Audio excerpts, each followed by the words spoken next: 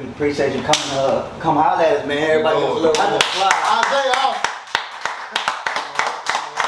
What's up, baby? How you been? Man, I've been alright, man. I ain't got no complaints. You know, my family healthy, my son healthy. You know, I feel like life been treating me good. You know. How old the little one ever? He 5 now. Zeke 5. He 5. My nigga say he 5. He 5. He's 7'2". 5'4". Damn near. 5'2". Damn near. Man, I want God this, but I want to start from the beginning, man. I told you earlier, man. I probably was watching for like 2-3 hours a day. And I feel like everybody skips the story to the 8th grade high school. Where are you originally from? Originally, I'm from Fresno, California. I moved out here when I was right in the beginning of 8th grade, and I've been out here ever since. How was the time in Fresno? It was cool. My mom had got a new job, and it was just time for us to get up out of there, man. I remember. So you went to elementary, middle school, or beginning middle school? I went to elementary there, and then I came straight over here. Yeah. And I thought you moved somewhere between here now. Oh yeah, Minnesota. I was only there for like 7 months, bro. Okay, I was there for 7 months. That winter hit us, and my mom was like, "No way, it's over." My mom made that trip. She had moved out there to Worcester, Massachusetts for a little bit, but man, she was out there for like a year, 12 minutes twice, just fucking around with that snow. But coming out here, what grade you was? I was 8th grade. I remember I went to Worley. Okay. Worley Middle School. What's the culture like? Fresno, Minnesota. I mean, you were there for 7 months. Coming out here to the city. Today, it's a lot more different, man. Like I remember growing up in Fresno. You know, like in California, it's kind of like, you know, you gotta be on your toes all the time. You know, because a lot more active. It was super active. You know what I'm saying? Because it's like city vibe everywhere you go, almost. And then when I got out here to Texas, Minnesota, I ain't like Minnesota at all. It was too cold, you know what I'm saying? Niggas ain't even outside hooping. You couldn't do nothing out there, man. I'm like, man, it's too cold. Summertime was cool, but we was only in the summer for about a month, and we did all winter. We came out here. But when I got out here to Texas, man, I was like, this is where like I groomed myself into the person that I am now. You know what I'm saying? Finding all my partners, hanging with my partners and shit. But then, so does Fresno kind of mix in with that grooming of you? I mean, a little bit. I mean, shit. Cause ever since I met you, kind of had that Cali vibe to you. Yeah. I mean, shit. That's just how I am. You feel me? Like that's how my persona is, man. Where does not necessarily love for just basketball, but like sports come from for you? Shit. Just being around my family, growing up. You know, we used to go to the park, play all sports. We didn't play just basketball. We played football. What was the first love? My first love was baseball. But damn, that was my first love. Man, you got some of baseball, man. Well, I'm more football. This nigga. Was you hooping in Fresno? Yeah, I hooped in Fresno. Yeah. That nigga played football. So we're gonna ignore him today. But was you hooping in Fresno as hard as you, or when you got to Texas, that's whenever you? I really wasn't. That's the thing. When I was in Fresno, I really wasn't on the scene like that because I was just hooping local. You feel me? My mom didn't have a lot of money to put me in like AAU, and I ain't really know anybody in the AAU circuit who really wanted to pick me up. So you came to Texas. How tall was you came to Texas? I was 6'8", but when I came to Texas, I remember Minnesota is when I like started getting a little buzz, you feel me? Cause like it was like, oh, a new kid moved here, he like 6'5", you know what I'm saying? In his 7th grade, you know what I'm saying? But he not playing post, he's shooting putting the ball on the ground and stuff like that. And then like when I moved to Texas, I remember they attacked your ass. My mama was calling all the coaches because when I first played in Minnesota, it was like my first time playing on a travel team. So my mama was, you know what I'm saying, getting everybody information because she knew we was getting up out of Minnesota. So she was like, I'm trying to get everybody information. And as soon as she found out that we was going to be able to move down south, she called Coach Rick from Team Texas. Shout out Coach Rick. Yeah, and Coach Rick, man, he really kind of like turned you up. I wouldn't say he turned me up, but he put me in the right position so I could turn myself up. So your feet don't move, ain't shit happen. Yeah. Niggas tell you hello all they want. Tell me this, what was the culture like you would say as far as in the city and all that? I mean, how was it for you growing up? I mean, not necessarily even within basketball, just as a kid at that time. I mean, the ag, you know what I'm saying? people scuffing, fighting every once in a while, you know what I'm saying? But for the most part, I always kept myself. No, but then, so you busy though. Out of the circuit, but all my partners, I still show love to them. I was always hanging out with them whenever I could. Big fly nigga, man. Yeah, that's all I was on. Where did that come from? Huh? Where that fly shit come from? That shit's just in me, bro. Real Where talk. that fly shit come from? I don't know what it is, But man. I was just born like this, bro. Going back, let's go back to it though, because you had mentioned baseball kind of being your first love. I mean, where does that come from? I mean, like you said, I know you said the park. I mean, did anybody in the family play baseball? Nah, I was just good at it. It's something you kind of pick I up. feel like I was better at baseball than I was at basketball because I was a pitcher and I was so tall, you feel me? And I just remember I stopped playing because of the accident that I had. I got hit in the eye. That was 8th grade? That was when I was like 12 years old. Okay. 12 years old, I think. I had got hit in the eye at a baseball camp because I was so tall. They thought I was older than what I was, so they put me with the high schoolers, you feel me? So I was still young, you know what I'm saying, baby face and all that, and they put me on first base and the pitcher threw back to me. And I didn't know he could do that, you know what I'm saying? Yeah. You growing up playing baseball, ain't nobody throwing back at 10, 11, 12 years old, you feel me? So like at 12 years old, when this accident happened, like you just baseball out the way. I gave it up after that. I was like, no way. I ain't fucking with the baseball. I was swole for like 3 months. But at that time, you still had vision in the eye, correct? Yeah, I was still see, yeah. And then when was it 10th grade? Nah, it was 8th grade when I got out here. No, I'm talking about when you tear your retina. Yeah, that was 8th grade. That was 8th grade. That was 8th grade out here. And that says you in warm-ups. In warm-ups, I was playing, I forgot who was playing, but I got kicked out the game, bro. It might have been, not Cole. You trying to play through it? It was Tate team. Where Tate went to? No. Middle school. He went to not Cole, not Worley. He was playing them, bro. I know what you talking about. Warm-ups. I dunked the ball, you feel me? But it was packed in there, you feel me? So I didn't hear nothing. I guess the ref had teed me up one time. So the next time around, the line, you know what I'm saying? I get the ball again. I'm trying to windmill it. Boom! As soon as I banged it, bro, I just remember like my vision just turned red in my right eye. I was blinking like, what's going on? I thought it was my adrenaline, you feel me? And my pops, he actually was like, I seen him run on the court because he was arguing with the ref. He was like, what's up? Like, what you doing? I didn't even know. I got thrown out the game before in warm-ups, bro.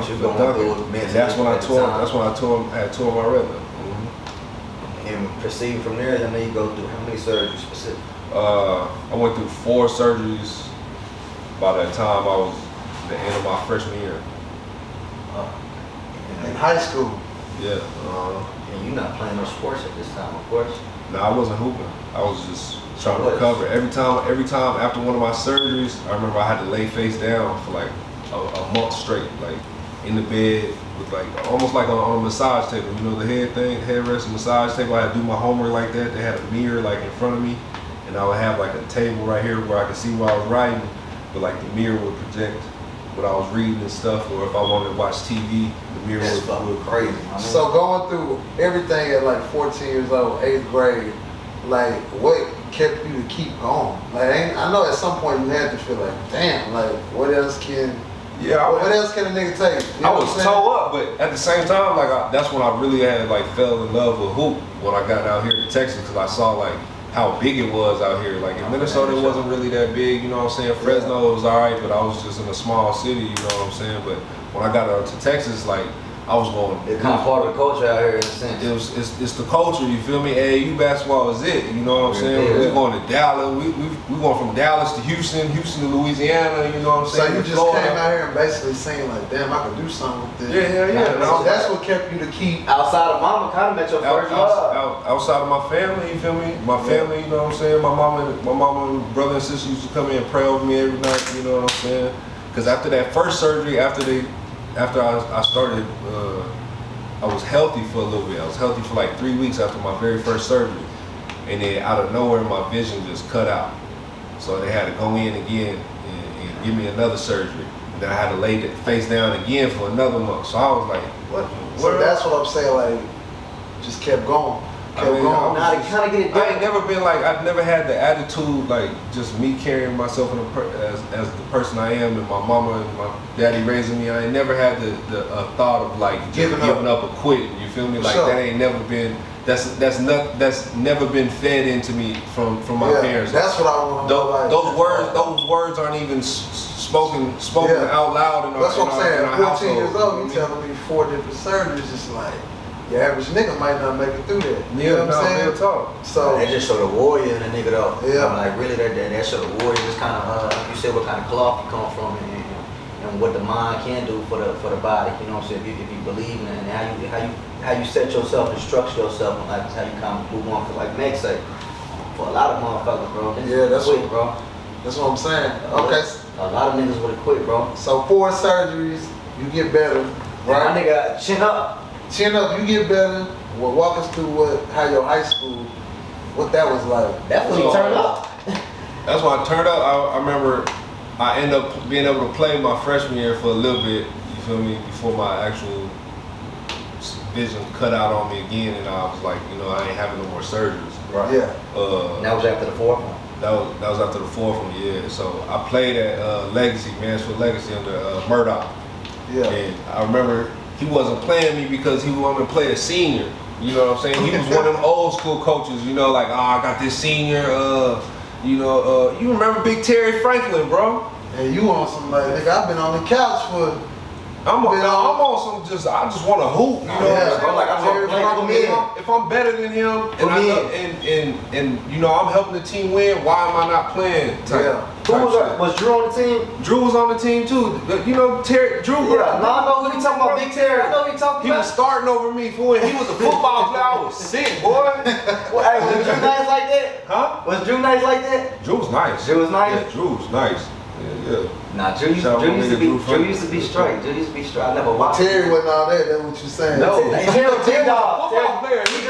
He had signed a full ride to Oklahoma and everything for football. I'm like, what is he doing? I'm like, what is he even doing hooping? But this your freshman year. And this is my freshman year, so I was like, I ain't playing under Murdoch no more. And then I had got into it with Murdoch one time, and in the locker room, like in front of the team, he was like trying to belittle me and talk to me. And he was like, you just a freshman, you don't know. He was like, you don't know, I got your whole career in the palm of my hand.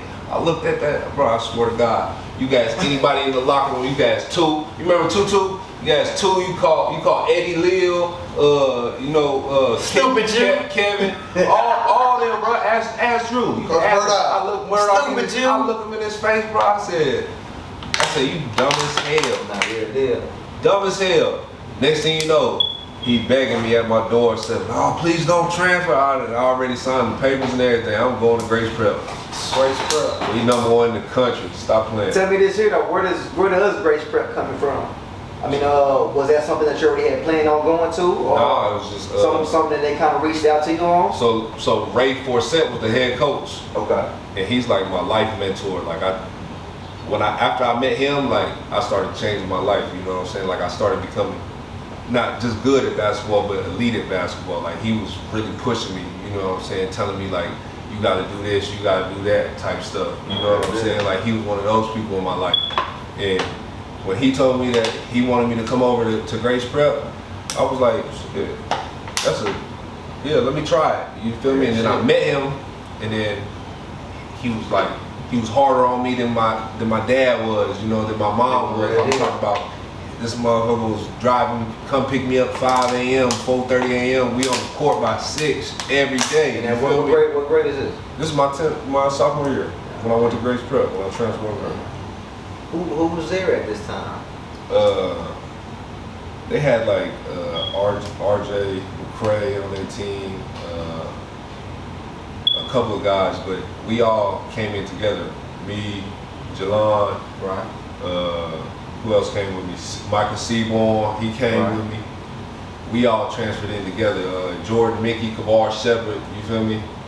All 5 of these dudes, we all high. We just said #1 in the nation, nigga. Boys had a squad. #1 in the nation. So how did your we walking through any Texas? How the sophomore year in?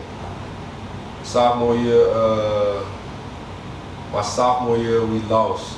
Yeah. Off a full court shot to my nigga LJ Rose at Houston Baptist. full court shot, boy. I'm talking about literally full court, bro. Heaved it, splashed it on. At this time, though, you think you were a lottery pick, correct?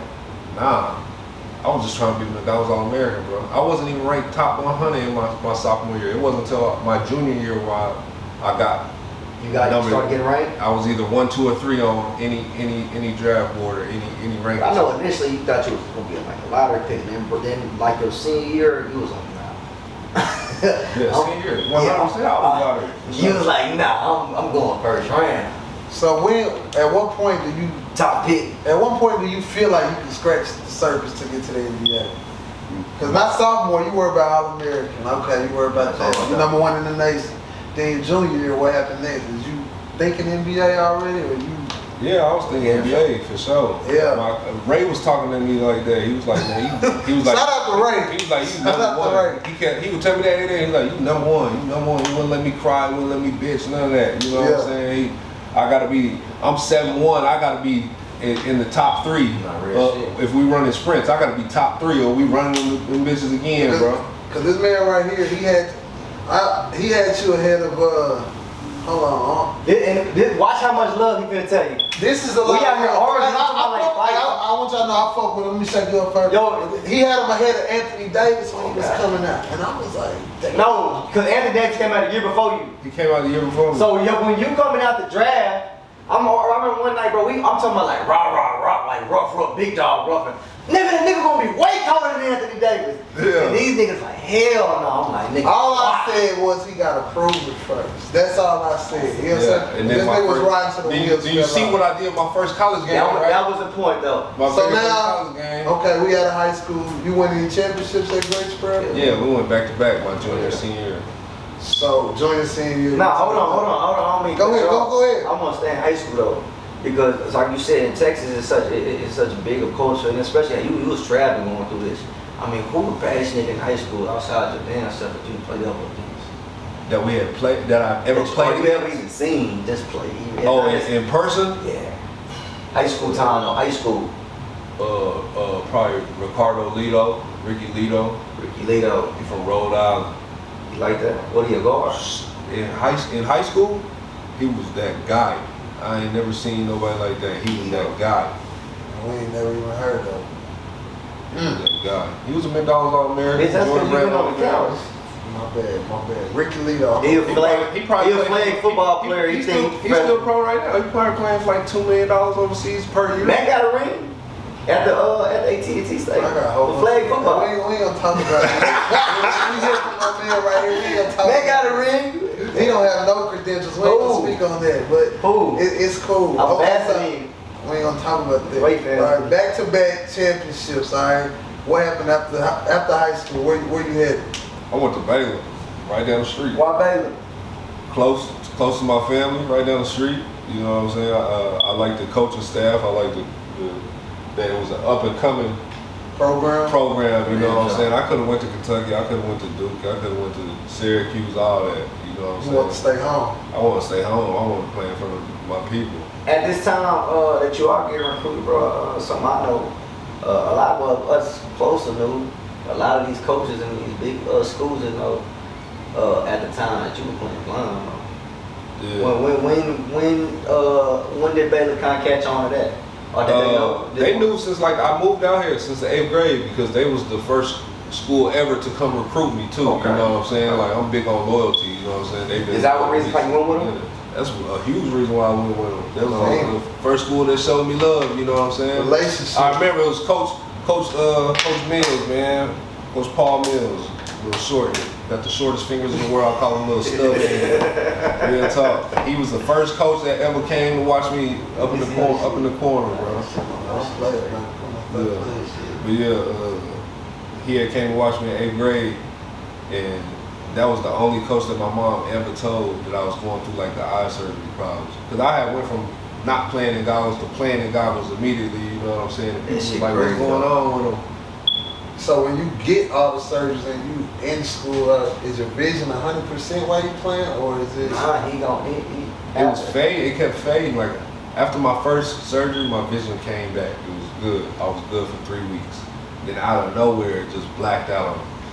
Like vision receded again, had to have another surgery. After every surgery, it was like, all right, cool. Now I'm good for 6 weeks, I'm cool. Nope, blacked out again, gave out again, you know what I'm saying? My body was just rejecting the surgeries, you feel me? And I wish I would have stopped after the second one because them shit was painful.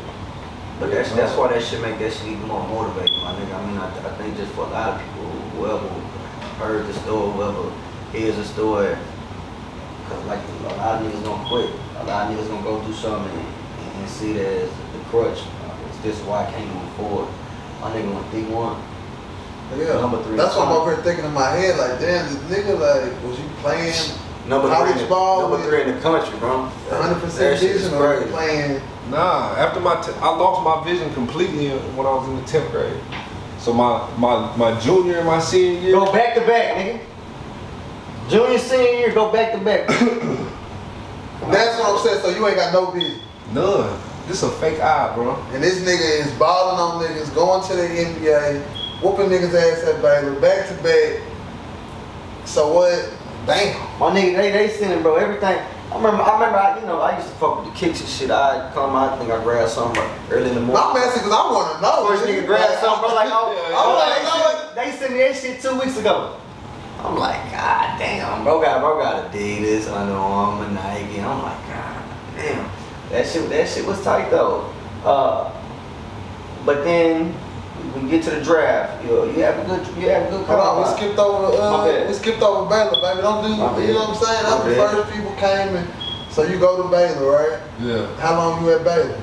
I was there for 2 seasons. My freshman year, I was projected a top 5 pick, but then I was working out. I was going through like a private workout just with me and Coach Ray. I remember we had some NBA personnel in there and everything, and we was just doing like pad drill, you know what I'm saying? Like they hit me with the pad and I'm finishing through contact. And I remember I caught the ball and I ripped and the pad like skinned me. I didn't even hit it full on, bro, with my shoulder or nothing. It like skinned me and my whole shoulder ripped. I ripped my labrum and my rotator cuff all the way through my right shoulder, bro. I could not lift my fucking arm, bro. I walked up to Ray. I remember I walked up to Ray and he was like, come on. He was like yelling at me. He's like, come on, go get the ball. And like do another thing. I walked straight up to him. I was calm as hell. I walked up to him calm as hell. I was like, yo, I just tore my shoulder. I can't even lift it. And he. Then we shut the workout down. Kicked everybody out the gym. Kicked everybody out the gym. Next day I went and got an MRI. They said my shoulder was tore all the way through. So I was scared. I was like, shit, I ain't trying to go into the draft like this. I probably should have though. But I ain't go. So you come back. So I came back. I had surgery and I was out for 10 months. About 10 months. How many games you play your second year at Baylor? My sophomore year I think I played all the season. I was out about 9 months, I think. I think he was 14, 10, and 3. Yeah, I was about that. Yeah, about 14. I was still 14, projected yeah. lottery. I was still projected My top 10. nigga was doing his thing though. Doing his thing, bro. So now we to the NBA draft. My bad. Okay, well it's time you leave. I was just, I'm real deal, bro. I'm sitting there telling you, bro, that nigga gonna be better than AD. Do you think he was better than Anthony Davis? Yeah, I'm okay, the coldest footer walking other than KD. No, okay. But you can't lie and say Anthony Davis I'm trying to say nigga with that ball. He's retarded tough. Like, bro got he can do everything. You gotta cut that out. I can't say that word in this type of world that we live in. But nah, AD, he's stupid tough, right? But what do you bring to the table that AD don't bring to the table? That's what I want to know. I got more dog in me for sure. For sure. The handle way better. And my handle way better. He more athletic than me, but the reason why he more athletic than me is because he been doing NBA programming for the past 8 years. You feel me? I just want to know because he was ready to go against the whole. Because I'm you know what I'm saying? Because I grew up watching, bro. I'm seeing me. I'm saying, nigga, you don't see those, bro. But this at the time when AD at Kentucky winning rings, so that's why. And I'm watching AD at Kentucky. He ran on a super team at Kentucky. He got 5, 8. They got 8 players that went to the draft. And he ran that rim. This before we seen bro really be able to kind of step out to that wing. Bro been doing it since low. I never disagree, brother. I never disagree. Alright? Alright, so the NBA Cup. Real for real. You leaving Baylor. Walk us through life after Baylor. You know what I'm saying? Like, I know you like, nigga. Nah, we gotta get to the combine. Like I said, my nigga have a great combine. That's what I'm saying. You think you finna go get paid, right? Yeah. You gotta I think you finna go make that dream get happen. paid, goddamn. Yeah, walk us through like the combine, just like How was the combine experience for you? So it's cool. Like I'm gonna just bring y'all through the whole process. So end of January, February, March, end of March, season over. You feel me? I stopped going to class because I was like, shit. I know I'm going to. He said, "Bitch, I made it." I knew I was going to class. So like my agent, he had made me leave Baylor. You know what I'm saying? He brought me to a facility here in Dallas. I was working at Mo Williams Academy every day. You know what I'm saying? Like clockwork. Working out 3 times a day. Getting ready. What I'm saying? Breakfast, lunch, and dinner. I'm eating weights, basketball, and jump shots. That's it. You feel me? And then May comes, and that's when the combine is, NBA combine. So I got a combine invite. You know, they only invite 60 players out of the whole world to come in there. You know what I'm saying? I got a combine invite. Went to the combine, played great. When time came for us to do the medical testing, we was on the treadmill. They hook you up to a treadmill. They put like an EKG on you, and they just tell you to run like until you can't go no more type shit. You feel me? So I'm at like minute 45, 46, 47 of like booking it though. You feel me? Like I'm in the best shape of my life. You trying to get the bag? I'm going. You feel me? Like I'm like I ain't stopping until somebody else stops. You feel me? I'm going. It finished afterwards. It was like I had an irregular heartbeat on like minute 44 or something like that. Like my heart skipped or something like that. Nigga said, yeah, I was gunning it hard. Right? So they told me that. So then after that, I went to go see the team doctors, and the team doctors were like, "Oh, you look a little like my limbs and everything are a little bit more flexible than other people's." You know what I'm saying? Like I'm double jointed in my hands. You know what I'm saying? And it was like that's when they had first mentioned to me Marfan syndrome. And they were like, "Have you ever heard of it?" And I was like, "No, I ain't never heard of it." So at the end of the combine, they called my agent and it was like, "Hey, we need Isaiah to take a genetic test to see if he has Marfan syndrome or not, or he can't, proceed with the rest of his workouts." Like after the combine, you get team workouts. Teams call you. So I was projected to be a top 10 pick. I was working out for the top 10 teams. You know what I'm saying? Yeah. Private workouts. Yeah, so the NBA was like, "We need him to get this genetic test, or he can't play." You know what I'm saying? We're not gonna let him go on. So I was like, all right, cool, I'll take it. You know what I'm saying? I ain't never had no health issues in my life. So I was like, I'm like, what's the odds of me having this shit? I don't got this shit. You know what I'm saying?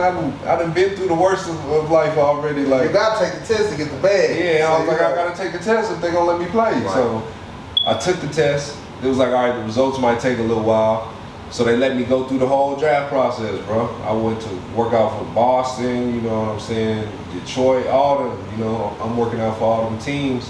And then who do you think you should be drafted? I was gonna go to Boston 100%. Like who at Boston at that time? Brad Stevens, he was the head coach. Like players, Players, I couldn't tell you. I'm just curious. Let's see if he would have fitted in the system. But keep going. So, but yeah, so he would have made that team around it. Nigga, what the fuck is you talking about? Go ahead, brother. Yeah, so I go through it. Game changer. The draft is June 26th. You know what I'm saying, on a Thursday. Yeah. I cut my workouts out because I had got promised from a team already that they was gonna pick me, they was gonna draft me. So I cut.